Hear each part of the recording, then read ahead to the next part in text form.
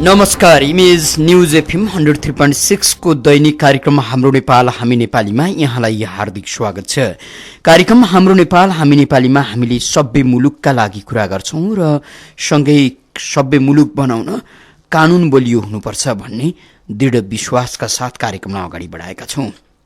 मुलुकमा कानून मिचिएको छ, नैतिकता हराएको छ, यसकारण मुलुकमा जथाभावी भएको छ। जसले जे गरे पनि हुन्छ, कहीँ कतै इमान्दारिता छैन। इमान्दारिता गुमेका कारण अपराध झनपछि झन मौलाउँदो छ। यसकारण खस्कदो राजनीतिलाई नागरिकको खबरदारीले मात्रै ठिक ठाउँमा ल्याउन सक्छ भन्ने हेतु कार्यक्रमलाई अगाडि बढाइराखेका छौं।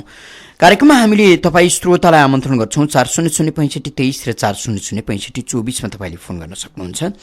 मुलुकमा कुनै घटना घटिसकेपछि त्यसलाई केही दिन केही घण्टा चर्चा गर्ने र त्यसपछि त्यसलाई बिर्सने, फेरि अर्को अपराध हाम्रा सामु नआएसम्म हामीले त्यस्ता अपराधका बारे कहीँ कतै चर्चा पनि नगर्ने र त्यस्ता अपराधका बारे कहीँ कतै सोधखोज नगर्ने र कानुनी दायरामा अपराधीलाई ल्याउनुपर्छ भन्ने कुनै त्यस्तो आवाज पनि नउठाउने हाम्रो स्वभावका कारण पनि फेरि पनि मुलुकमा अपराधले जरो गाडिराखेको छ। हेटौडामा बोक्सोको आरोपमा एकजना वृद्ध मान्छेलाई अत्यन्तै क्रूरतापूर्वक जलाएर हत्या गरिएको छ। पोखरामा एकजना किशोरीलाई यौन सम्पर्क राख्न नदिएको झोकमा युवाले कुटेर मारिदिएका छन्। अर्को यस्तै छिमेकीको रिस फेर्नका लागि छिमेकीका बालक अपहरण गरेर हत्या गरिएको छ। यी तीनवटा समाचारले अपराध गर्न नेपालमा अति सजिलो छ। अपराधीहरूलाई जुनसुकै बेला जसको पनि ज्यान लिनका लागि केही छिन सोच्नुपर्ने अवस्था छैन। हामीसँग कानुन छैन। यसकारण बलियो कानुन र भएको कानुन कार्यान्वयन हुन नसकेका बेला यस्तै अपराधीहरूले ठाउँ पाउँछन् र जस्तासुकै क्रूर लाग्ने घटना पनि घटाउँछन्। यो दृष्टान्त नेपाली राजनीतिमा पछिल्ला दिनहरूमा दह्रो गरी स्थापित भएको छ। पोखरामा एकजना युवतीको हत्या भयो। पोखराका केही ठाउँमा केही मान्छेले नारा जुलुस गरे होला नि, तर राजधानीमा भएका महिला अधिकारवादीहरूलाई पोखराको त्यो घटनाले बतास पनि चलेन। हामी कहाँ सबै चिज फाइदाका लागि मात्रै काम गरिन्छ। कहीँ कतैबाट पैसा उपार्जन हुन्छ भने जस्तासुकै विषयलाई पनि उचाल्ने र केही दिन हो हल्ला गर्ने र त्यसपछि चुपचाप रहने, पैसाको ऋण चुक्ता गर्ने, जुन पैसाको मूल्य चुक्ता गर्ने मात्रै काम गर्ने प्रवृत्ति छ। पोखरामा यौन सम्पर्क गर्न नपाएको झोकमा मारिएकी युवतीको सन्दर्भ यति बेला मुलुकमा निकै चर्को गरी उठ्नु पर्थ्यो। नयाँ संविधान बनेको छ। यस्तै अपराधहरू संविधान बन्नुभन्दा अगाडि पनि घटेका कारण आम नागरिकले मृत्युदण्डको प्रावधान ल्याउनका लागि दलहरूलाई निकै दबाब दिए। तर नेपाली राजनीति आफैमा अपराधी छ, आफैले अपराध गर्न उन्मुख हुन्छ र आफ्ना कार्यकर्ताहरू यस्ता अपराधी कार्यमा बढी व्यस्त हुन्छन्, जसका कारण भोलिका दिनमा राजनीतिलाई अप्ठ्यारो पर्छ भन्ने चिन्तनबाट ग्रसित भएर यस्तो व्यवस्था ल्याइएन। होइन भने हरेक देशमा छिमेकी मुलुकहरूमा मृत्युदण्डको सजाय छ। हामी कहाँ मृत्युदण्ड ल्याउनका लागि हामीले कहाँ कहाँ महासन्धिमा सिग्नेचर गऱ्यौँ, हस्ताक्षर गऱ्यौँ, त्यसले रोक्यो भन्नु तर्क कति कमजोर छ। मुलुकमा ससाना बालिकाहरू बलात्कृत हुनु, वृद्धा बलात्कृत हुनु, युवतीहरू समसाझै मारिनु र कतै बोक्सीको आरोपमा मान्छेलाई जिउँदै जलाइनु, यी चाहिँ अपराधीलाई कठोर दण्ड सजाय दिने प्रावधान नभएका कारण मान्छे अपराध गर्न उद्धत भएका घटनाहरू हुन्। यी दृष्टान्तहरू हुन्। यसकारण मुलुकमा बढ्दो अपराधलाई न्यूनीकरण गर्नका लागि, राजनीतिलाई सचेत बनाउनका लागि र भएका कानुन कार्यान्वयन गर्नका लागि नागरिकले मात्रै दबाब दिन सक्छन्।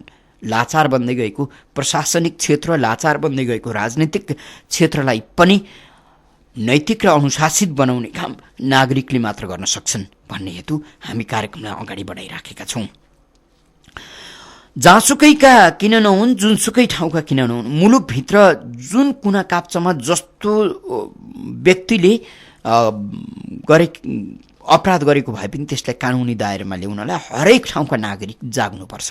तर हामी कहाँ आफ्ना आँखा अगाडि अपराध घट्यो भने आफ्नो रोजगारीका लागि हो हल्ला गर्ने र त्यसपछि छोड्ने प्रवृत्ति भएकै कारण पोखरामा एउटा युवतीले ज्यान गुमाउनु पर्यो, हेटौडामा अर्को एउटा वृद्धले बोक्सोको आरोपमा ज्यान गुमाउनु पर्यो भने यस्तै बाँकेमा अर्का एउटा बालकले अभिभावकको झगडाको शिकार हुनु पर्यो।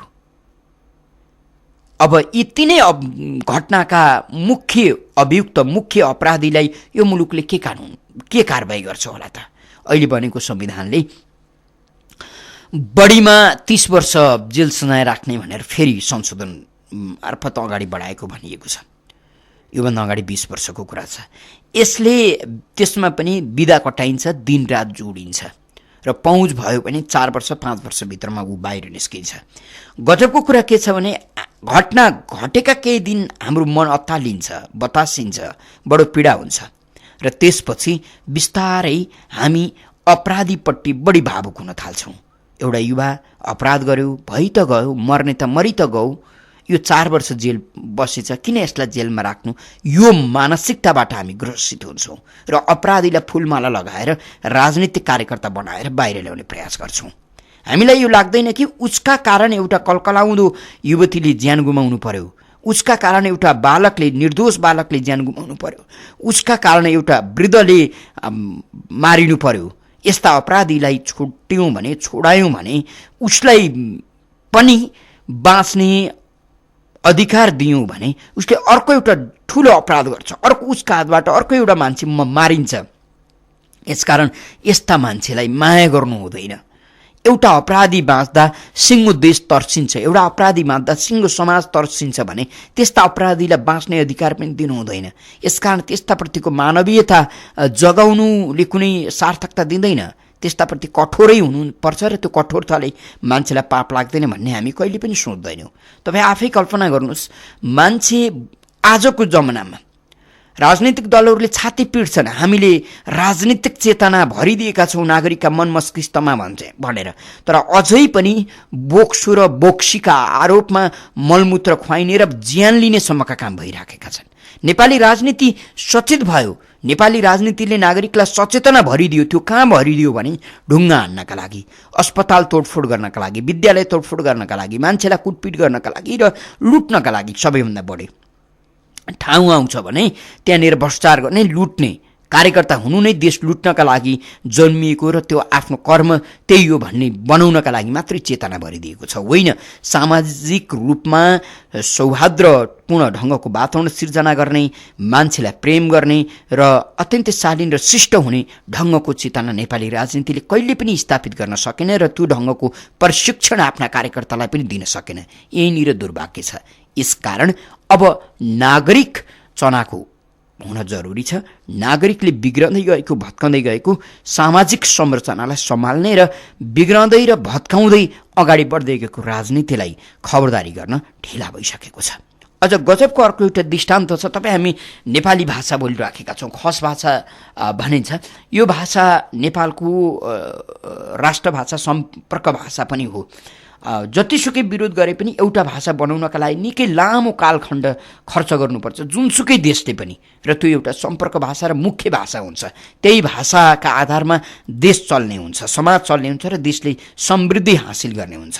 नेपाली भाषाका अधिकांश शब्दहरू संस्कृत भाषाका छन् र नेपाली भाषाको माउ भाषा संस्कृत भाषा हो भन्ने गरिन्छ। र नेपाली भाषा बलियो छ भने संस्कृत भाषाका कारण बलियो छ।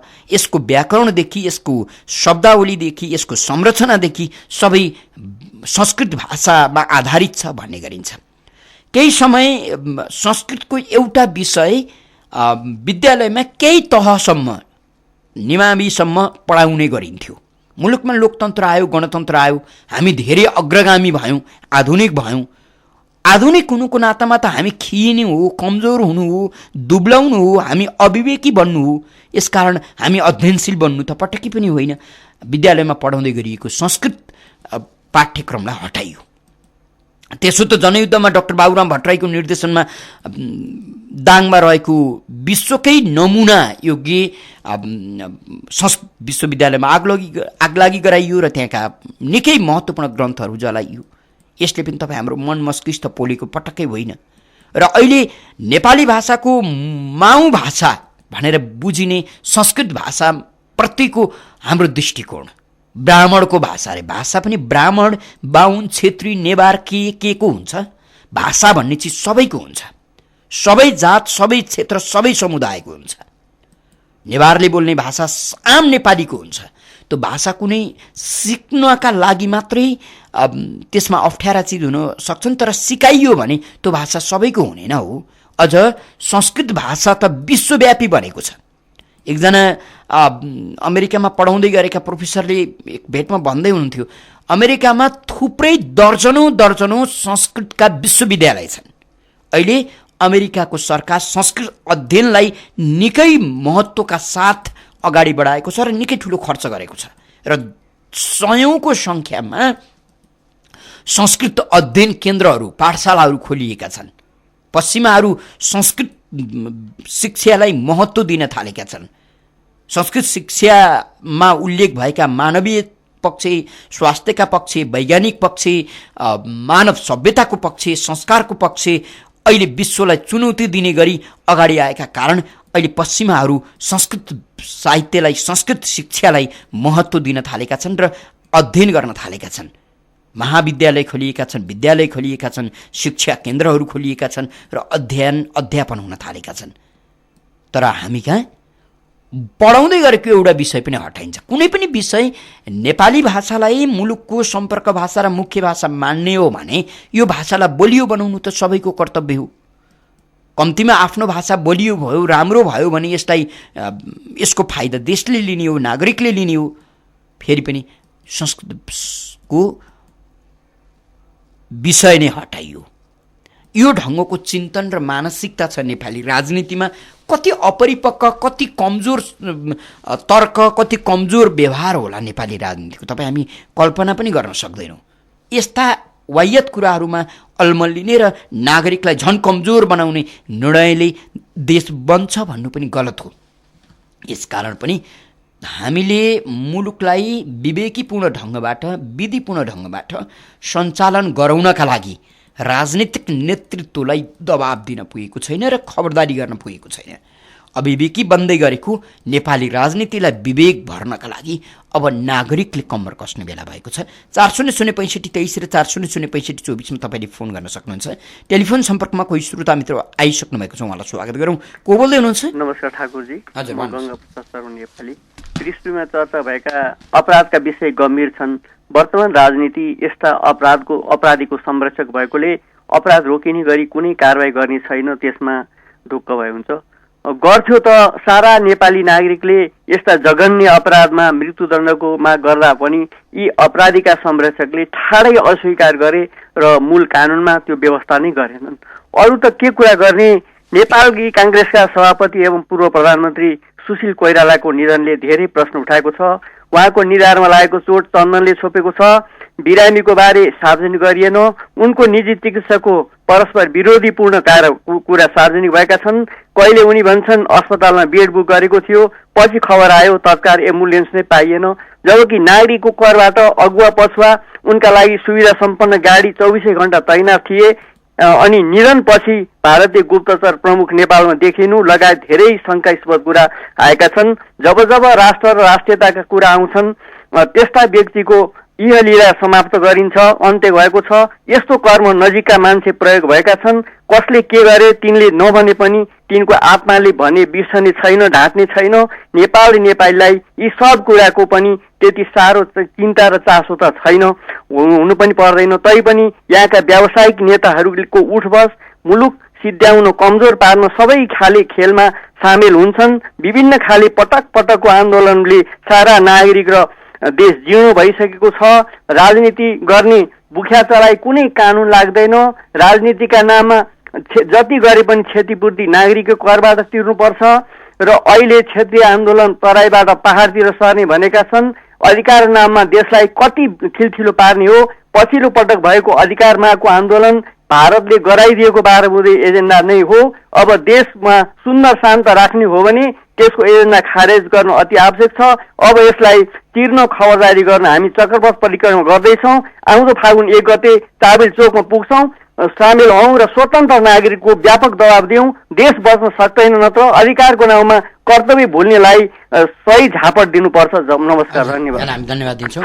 गङ्गाप्रसाद शर्मा नेपाली हुनुहुन्थ्यो हामीसँग कुरा गर्दै। फेरि पनि टेलिफोन सम्पर्कमा अर्का कोही श्रोता हुनुहुन्छ, उहाँलाई स्वागत गरौँ। को बोल्दै हुनुहुन्छ? बालाजीबाट ध्रुव केसीको। नमस्कार हजुर। वास्तविकतामाथि बिना कारण प्रहार भएको छ, विधि विधानको खिल्ली उडाइएको छ, देशमा धेरै मुद्दा उठेको छ, प्रश्न उठेको छ, त्यसको जवाफ दिन नपर्ने, धारामा पानी आउँदैन, बत्ती आउँदैन, शुल्क चाहिँ तिर्न पर्ने। डाक्टर गोविन्द केसीले पटक पटक अनसन बसेर चाहिँ नि नागरिकलाई सर्वसुलभ स्वास्थ्य शिक्षा पाउनुपर्छ भन्दा सम्बोधन नगर्ने, उज्जवल श्रेष्ठको हत्यारालाई कारबाही गर्न भनिरहेछन् नागरिकले, कारबाही नगर्ने, पूर्व सामान्य प्रशासन मन्त्री लालबाबु पण्डितले उठाएको मुद्दा कहाँ भयो, के कति सम्बोधन हुँदैछ नागरिकले सोधिरहेका छन्। यी यावत प्रश्नहरूको उत्तर दिनलाई सरकार राज्य तम तयार छैन। किन तम तयार छैन भन्दा हामी नागरिकहरू जागरुक भएनौँ। त्यसैले आउने 1 गते फागुन 1 गते 1 बजे चाबेल चोकमा जम्मा हौँ र सरकारसँग चाहिँ यी प्रश्नहरूको उत्तर मागौँ। नमस्कार हजुर। हजुर, ध्रुव केसी हुनुहुन्थ्यो। फेरि पनि टेलिफोन सम्पर्कमा अर्का कोही श्रोता हुनुहुन्छ, को बोल्दै हुनुहुन्छ? हजुर, बनस्थलीबाट नेत्रबहादुर बस्नेत हो। यो होइन, असममा ठाकुरदाई यो दरबार हत्याकाण्ड भयो, केही सुनिएन, के भयो, कसरी भयो, कसले गरे, त्यो अहिलेसम्म चाहिँ त्यो कुनै उसमा आएको छैन। अब यहाँ हिजो पनि यो तपाईँको चाहिँ यति अचम्म, अब कतै अब समाचारमा उसमा सुनिन्छ, अब त्यहाँ फोटोमा त्यो टिभीमा हेर्दाखेरि त्यो निधारमा चोर पनि देखिन्छ, अनि कतिले भन्छन् अब त्यहाँ कपडामा ब्लड पनि थियो भन्छ। अब यत्रो देशको एउटा नेतालाई बिमार हुँदा हस्पिटलमा लगिँदैन, के कारण हो यो? अब छानबिन गर्छ कि गर्दैन? अब सरकार कुनै निकायले सोध्छ कि सोध्दैन, खोज्छ कि खोज्दैन? किनभने तपाईँको पेट दुख्दाखेरि यिनीहरू बाहिर पुग्छन् भनेदेखि अब बिमार हुँदाखेरि चाहिँ निन्द्राको औषधि अरे, कुन खालको निन्द्राको औषधि थियो, कुन औषधि थियो? अब यसलाई छानबिन गर्छ कि गर्दैन सरकारले, राज्यले? यस्तै भइरहने हो भने यो देश कहाँ पुग्ला? यो देशलाई कहाँ लान खोजेको हो?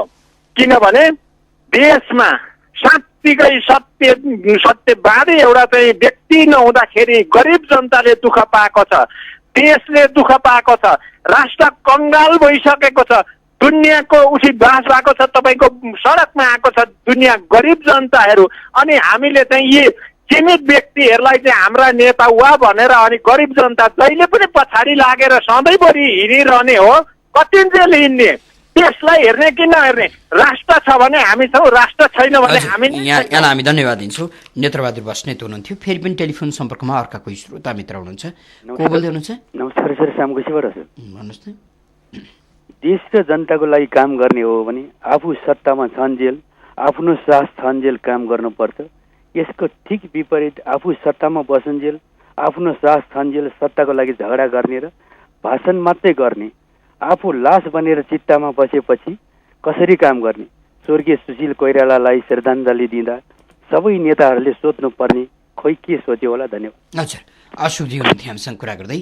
फेरि पनि टेलिफोन सम्पर्कमा अर्का कोही श्रोता हुनुहुन्छ, को बोल्दै हुनुहुन्छ, कहाँबाट? नमस्कार, म छवि रमण अधिकारी किनामगढ। हजुर, भन्नुहोस् न।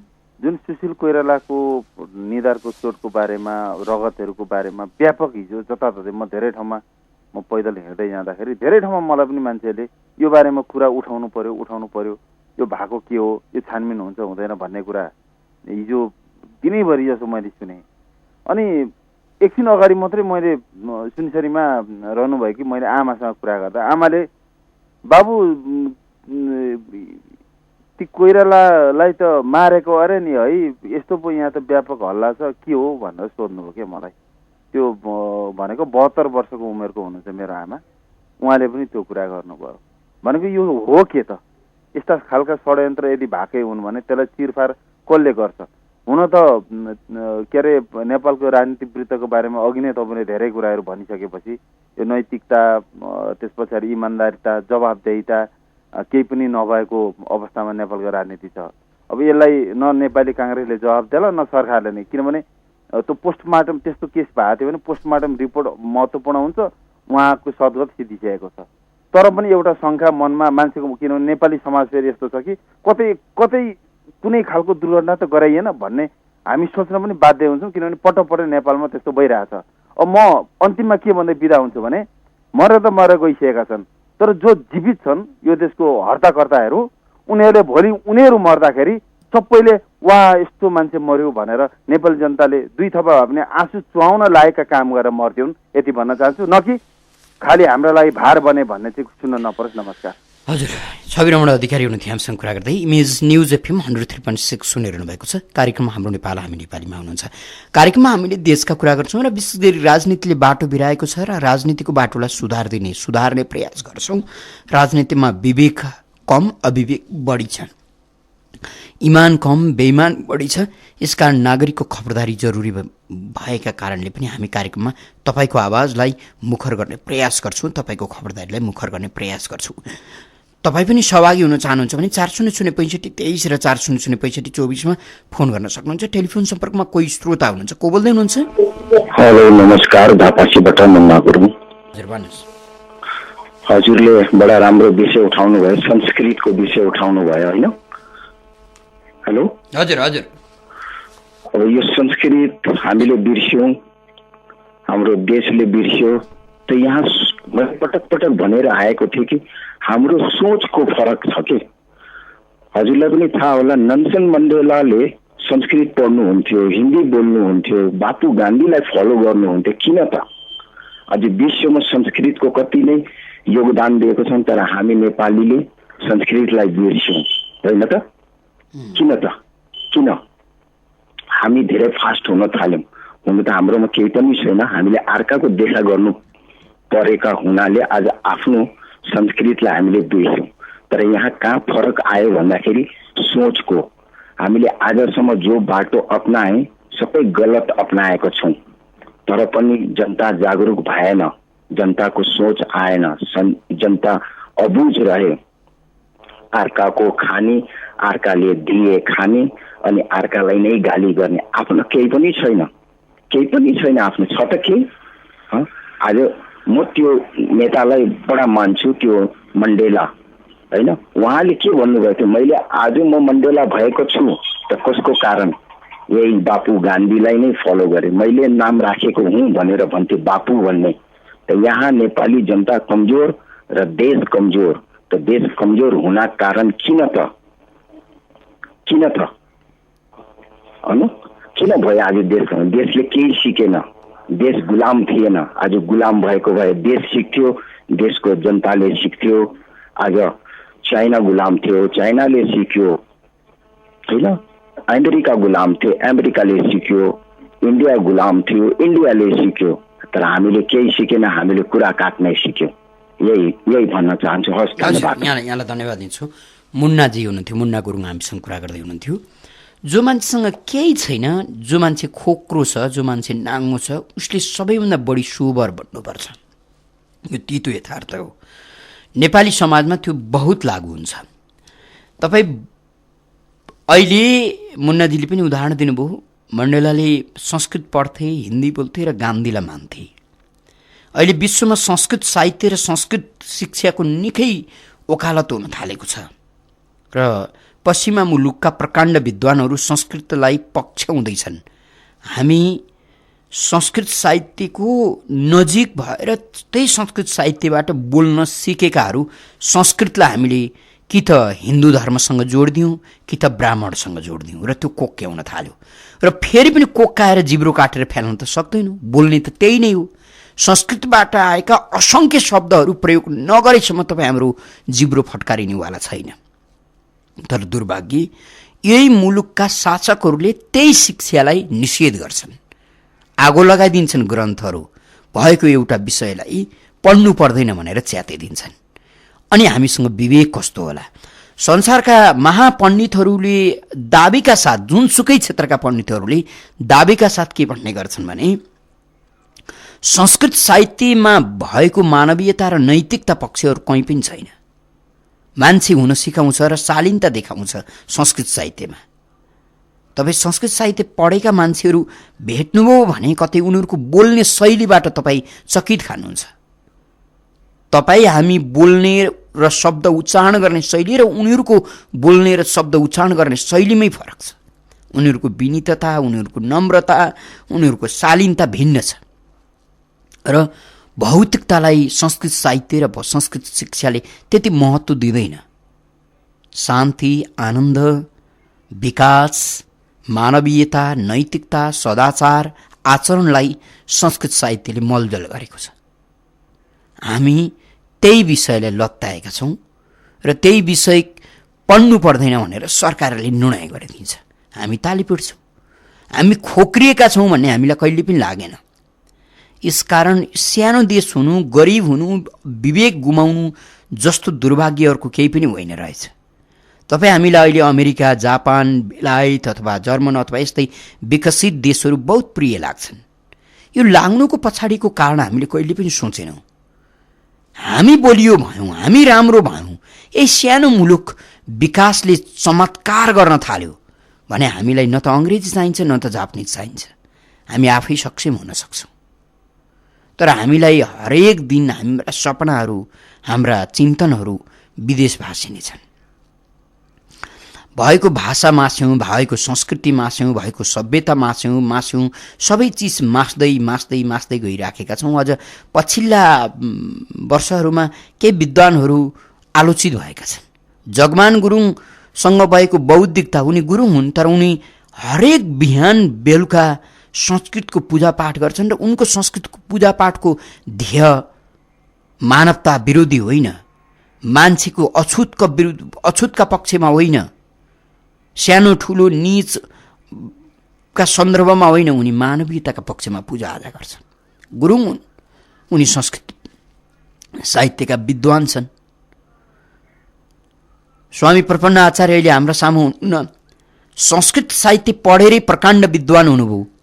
राईको छोरा हुन्। ज्ञान हासिल गर्नु त मूर्खता पक्कै पनि होइन, त्यो त महान चिज हो। र संस्कृत साहित्य, संस्कृत भाषा ज्ञानको महासागर हो भन्ने गर्छन्। पश्चिमाहरू अहिले त्यही भाषा सिक्दैछन्, त्यही भाषा जान्दैछन्। कैयन बेलायतीहरू अहिले नेपालमै बसेर संस्कृत भाषामा पिएचडी गरेका भेटिन्छन्। अझ बनारसतिर त जति तपाईँ हामी भेट्न सक्छौँ। तर फेरि पनि हामीले नानी बाबुहरूलाई पढाउँदै गरेको एउटा विषय पनि हटायौँ। हाम्रो चिन्तन कति साँगुरियो, हामी कति मरिच जस्ता भयौँ। हामी आफै सुकेर मरिच जस्ता भयौँ। अलिअलि पिरोको राग आफैले मात्रै महसुस गऱ्यौँ। आफै आफ्नै रागबाट झन् पछि झन् साँगुरियौँ। यो दुर्भाग्य हो। यो हामी मानव हुनुको नाता हामी आफै कलङ्कित पनि राखेका छौँ। आफ्ना लागि आफै कलङ्कित हुनु साह्रै दुर्भाग्य हुन्छ। टेलिफोन सम्पर्कमा कोही श्रोता हुनुहुन्छ, को बोल्दै हुनुहुन्छ? हरिबोल बुढाथोकी सुन्दरी जलबाट। वास्तवमा हामी महान छौँ। यहाँ वाल्मिकी ऋषिले चाहिँ नि ग्रन्थहरू सञ्चालन गरेका थिए, कयौँले चाहिँ सिद्धि प्राप्त गरेका थिए। मैले अस्ति सुस्तानीमा पढ्दै थिएँ, यहाँ गोकर्ण मूर्ति मण्डलमा चाहिँ शिवजीले त्यो बेलामा एउटा साधना प्राप्त गर्थे, जुन रूप पनि बनाउन सक्थे। मृग रूप गर्दा सिंह भाँचेर स्थापना भएको र त्यो अहिले पनि छ। मेरो बुवाले नि भन्दै हुनुहुन्थ्यो, यति धनी छौँ, यति सांस्कृतिक रूपमा अस्ति लोसार मनाइयो, कति धनी देशमा हाम्रो विविधतामा जन्मेछौँ, हामी गौरव छौँ। तर हामीमा यति सङ्कुचित भावना आइदियो।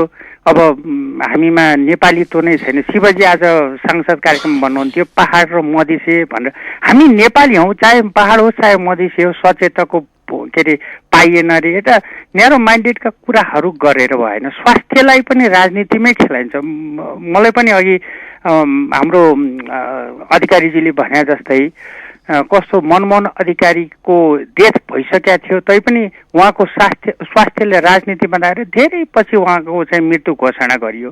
अनि अहिले सुशील कोइरालाज्यूको स्वास्थ्यलाई पनि त्यो गुमराहमा राखियो, त्यहाँ पनि राजनीति घुसेको छ। यसरी हामी एकदम सङ्कुचित हुँदै हुँदै गएर हाम्रो चाहिँ नि नेपालीत्व र हाम्रो राष्ट्रियता, हाम्रो पहिचानलाई भुल्दै जहाँ गयौँ भने भोलि हामी के दिने विश्वमा? हामी धन्यवाद दिन्छौँ। हरिबोलजी हुनुहुन्थ्यो कुरा गर्दै। फेरि पनि टेलिफोन सम्पर्कमा कोही श्रोता हुनुहुन्छ, को बोल्दै हुनुहुन्छ? हेलो, म सीता पाठक लाजिमबाटबाट। हजुर हजुरहरूको अब भन्नुभएको छ सहमति ठिक छ। देश त यस्तै भएछ। अब सुशीलजीको अब त्यो नेपाल आमाले एउटा वीर सन्तानलाई गुमाउनु भयो। तर म राति 3 बजे उठेर हेर्दाखेरि फेसबुक निन्द्रा लागेर छटपट बस्नमा उहाँको मरण दिनको कुरा हो। राति फेसबुक खोलेर हेर्दाखेरि सुशीलजीको फोटोहरू यस्तो भयो अनि म त अचानक मेरो मन चस्त भयो। अब यो उहाँको मृत्युलाई पनि निधारमा चोट देखेँ, यताउति देखेँ, मृत्युलाई पनि राजनीतिक यिनीहरूले बनाए। तर आफ्नो आयुले एक दिन जन्म मरण हाम्रो छ, तर यो मृत्युलाई पनि राजनीतिक बनाइरहेको छ। यो देशमा त अब दिनका दिन अब के हुने कसो हुने हो यो त अब आउने समयले नै बताउँछन्। हामी नेपाली अब एकजुट हुनु पर्यो। अब यही अब नाकाबन्दी मिलाउनु पर्यो। दुःख त हामीले पाइदिँदैछ। हुन त जुन जोगी कान तिर्यो जोगी जुन जोगी आयो कान तिरेको भयो। हुन त हामीले कुनै राजनेता त्यत्रो राजतन्त्रको हत्याकाण्ड त अहिलेसम्म पत्ता लगाउन सकेन। यो त एउटा काङ्ग्रेसको एउटा सुशीलजी, यो त कुनै ठुलो कुरो नै होइन। यसलाई त एउटा इस्यु नै यिनीहरूले बनाउँछन्। तर अब के हो के हुने हो हाम्रो देशमा आउने समयले नै बताउँला के गर्छन् हेर्दैछन्। हजुर सीता पाठक हुनुहुन्थ्यो। फेरि पनि टेलिफोन सम्पर्कमा अर्का कोही श्रोता हुनुहुन्छ। को बोल्दै हुनुहुन्छ? कोही श्रोता मित्र टेलिफोन सम्पर्कमा हुनुहुन्छ। को बोल्दै हुनुहुन्छ? को बोल्दै हुनुहुन्छ कहाँबाट? म अनिल चेतानी हाँडी गाउँबाट बोल्दैछु। अघि तपाईँले जुन कानुनको विषयमा कुरा उठाउनु भएको थियो, 2033 साल भदौ 1 गते मङ्गलबारका दिन मेरो भाइ हराएको थियो र उसलाई पछि मर्डर गरेर फालिदियो। 5 गते लास फेला पर्यो। भदौ 5 गते शनिबारको दिन। त्यो बेला भरका वरिपरि ट्याक्सीवाल, रिक्सावाल, पसलका काम गर्ने पसलका साउहरू छर छिमेकीको मान्छेलाई लग्दै हनुमान ढोकामा खोजी नीति गर्दै थिए। त्यो बेला त्यस्तो कानुन थियो। अहिले कानुन भनेको त्यो सबैलाई लग्यो भने यहाँ त जुलुस निस्किन्छ। अनि संस्कार संस्कृतिको कुरा गर्दाखेरि नि लुफ्थान्सा भन्ने एयरक्राफ्ट छ जर्मनको, त्यो चाहिँ नि राजहंसकोबाट आएको हो। लुफ्थान्सा भने संस्कृत शब्द हो। त्यो ल्याउनुहोस् त विदेशमा चाहिँ संस्कृतिको चाहिँ ठुलो सम्मान, हाम्रो नेपालमा चाहिँ नि सबभन्दा बेइमानीहरूले गर्दाखेरि बेइमान बनाइदियो। हस् धन्यवाद। हजुर अनिल चेतानी हुनुहुन्थ्यो। फेरि पनि टेलिफोन सम्पर्कमा अर्का कोही श्रोता हुनुहुन्छ। को बोल्दै हुनुहुन्छ? हजुर नमस्कार। हजुर हजुर भन्नुहोस् न। म बालुवाटारबाट देवलाल मगायो। हजुर भन्नुहोस् देवलालजी। हाम्रो अब राजनीतिकर्मी नेताहरूलाई चाहिँ म के भन्न चाहन्छु भने तिम्रो पनि सुशील कोइरालाकै जस्तो अभिगत हुन्छ। त्यो भएर चाहिँ जनताले चाहिँ मान्ने थुक्क भनेर चाहिँ नथुक्ने काम गर। देश चाहिँ अब निकम्मा भएर गइरहेको देशलाई चाहिँ एकदम राम्रो एकदम सुधारेर बाटो हामीले म एउटा ट्याक्सी चालक हो सर। म हरेक दिन भन्छु, म पेसेन्जरसँग पनि भन्छु हामीसितबाट हप्ता दिन हुनु पाउँदैन। तपाईँको रोड पर्मिटको चाहिँ डबल उहाँ 3500 4000 भनेर 500 को 250 को जरिमानालाई त्यसरी बढाउँदै लान्छ। तर बाटो कहिल्यै बनाउँदैनन्। जहिले जहाँ हेरे पनि बिग्रिया छ, भत्किया छ, जम्मै खाल्टा छ। गाडी कहिले एक्सल भाँचिने, कहिले स्प्रिङ पत्ता भाँचिने, कहिले के भाँचिने, कहिले डाइनमै हजुरको खुस्किएर जाने खाल्टा परेर त्यस्तो त्यस्तो भइरहेको छ। हाम्रा नयाँ गाडी ढुट्टा पनि भइसकेका छन् हजुरको त्यो बाटोले गर्दाखेरि। हामीले कर तिर्ने बेला चाहिँ जहिले पनि दोब्रे टेब्रे तिर्याउने, तर चाहिँ बाटो किन नबनाउने? यो बाटोमा हामीले पैसा तिरेर गुडाएको हो नि सर। यो चाहिँ नेताहरूका कानमा हजुरको छिटो पुगोस्, हजुरको लोकप्रिय मिडिया मार्फत र अनि नेताहरूले पनि राम्रो काम गर्न चाहिँ यिनीहरूलाई चाहिँ यस्तै हालत भोलि सुशील कोइरालाकै यिनीहरूकै हालत पनि त्यही हुने हो। त्यो भएर चाहिँ हजुरको मिडिया मार्फत त्यहाँ पुगोस् भन्न चाहन्छु। हजुर धन्यवाद। देवलाल उमगाई हुनुहुन्थ्यो। नेपाली राजनीतिमा सक्रिय भएका अथवा राजनीतिलाई अपराधका रूपमा प्रयोग गरेर कमाउन पलिखेकाहरूलाई पाप धर्म मृत्युले खासै प्रभाव पार्दैन। तपाईँ हामी देवलालजीले बाटोको कुरा गरिरहँदा 3 वर्ष 4 वर्षसम्म बाटो भत्काइयो। त्यो बाटोमा धुलो उयो, बाटोका दायाँ बायाँ भएका सटरहरू बन्द भए, नागरिक कति मर्कामा परे, कति आर्थिक क्षति भयो, कति स्वास्थ्यमा क्षति भयो। सरकारले एक पटक पनि चासो दिएन। आफ्नै ढङ्गबाट 4 वर्षसम्म धुलो मात्रै उडाइरह्यो। त्यसपछि जनतन पिच भयो बाटो। त्यसको 3 महिना 4 महिना बढीमा 6 महिना टिक्यो। 6 महिनापछि फेरि खाल्डाउल्डी देखिए। यो मुलुकमा कानुन हुन्थ्यो भने त त्यो ठेक्का पाउने ठेकदार र ठेक्का लिनेले र ठेक्का दिने निकायले त्यो बाटो 6 महिना पनि नटिक्नुको जवाब दिनुपर्छ, उनीहरूलाई कारबाही गर्नुपर्छ। कहीँ कतै तपाईँ हामीले यस्ता कुरा सुन्न पाउँदैनौँ। यसकारण राजनीतिलाई नैतिकवान बनाउन, चरित्रवान बनाउनका लागि अब नागरिकले धेरै ठुलो शास्ति झेल्नुपर्ने छ, धेरै मेहनत गर्नुपर्ने स्थिति आएको छ। देवलालजी हुनुहुन्थ्यो। फेरि पनि टेलिफोन सम्पर्कमा अर्का कोही श्रोता हुनुहुन्छ। को बोल्दै हुनुहुन्छ? हेलो नमस्ते सर। हजुर भन्नुहोस् त। सीता गुरुङ बालुटारबाट। यो अहिले चाहिँ यो म त यो नाकाको विषय उठाउनु मन लाग्यो है। यो भारतले चाहिँ नि अघोषित तरिकाले नाकाबन्दी गरेको थियो, अहिले चाहिँ अघोषित तरिकाले नाका खोलेको छ। यो नाका खोलेकोमा यो चाहिँ अब सदा सर्वदाको लागि खोलेको छ, अब नाकाबन्दी हुँदैन भनेर चाहिँ हामी ढुक्का हुने अवस्था पनि छैन। हाम्रो चाहिँ प्रधानमन्त्री केपी ओलीज्यू चाहिँ नि ले भन्दै आउनु भएको कुरा के हो भने, सुनेको हामीले चाहिँ नि मिडियाहरूमा सुनेको कुरा चाहिँ नि भारतले चाहिँ नाका नखोल्नेसम्म चाहिँ म भारत भ्रमणमा जाँदिनँ भनेर चाहिँ उहाँले भन्नुभएको थियो। उहाँले भन्नुहुन्थ्यो यो म जानुभन्दा अगाडि नाका खोल्छ अनि मात्र म जान्छु भन्नुभएको थियो। अहिले चाहिँ नि नाटकीय रूपमा नाका खोलेको छ है। त्यो नाका चाहिँ यो सदा सर्वदाको लागि चाहिँ खोलेको हो जस्तो चाहिँ मलाई लाग्दैन। विगतको दिनहरूमा पनि त्यस्तै भएको थियो अरे क्या, नाटकीय रूपले खोलिदिने अनि त्यहाँबाट फेरि बन्द गरिदिने गरेको थियो अरे।